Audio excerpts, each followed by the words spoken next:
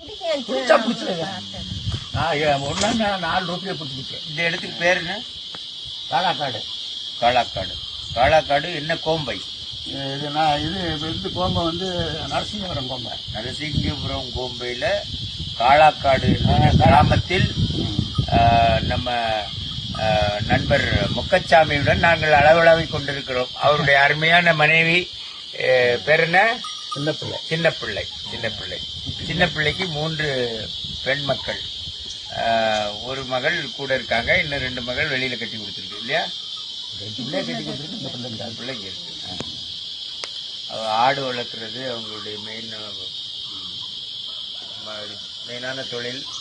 இது நான் பேசுறது கேட்குமா?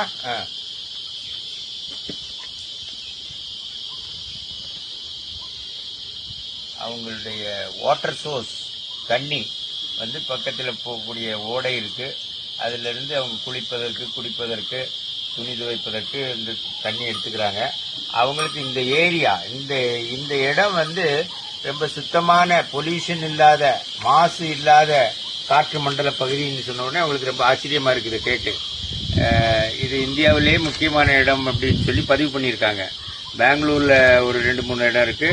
அதே மாதிரி தமிழ்நாட்டில் இந்த ஒரு இடம் தான் எனக்கு மாசு படலம் இல்லாத காற்று மண்டலம், வளிமண்டல பகுதி அப்படின்னு சொல்லி முடிவு பண்ணியிருக்காங்க. அந்த தகவலை அவருக்கு சொல்லிக்கிட்டு இருக்கேன். அவர் அதை பார்த்து கேட்டு சந்தோஷப்படுறாரு. அவருக்கு நிலத்தின் மேல் ஆசை இல்லை, எது மேலேயும் ஆசை இல்லை. அவருக்கு வயசும் அவருக்கு குத்து மதிப்பாக தான் தெரியுது. 70 வயசு இருக்கலாம்னு சொல்றாரு. அந்த மாதிரி ஒரு இயற்கையோடு இயந்த வாழ்க்கை நடத்திட்டு இருக்காரு. ரொம்ப சந்தோஷமா இருக்காங்க எல்லாரும். மனிதர்கள் எல்லாம் சூதுவாது உள்ளவர்கள்.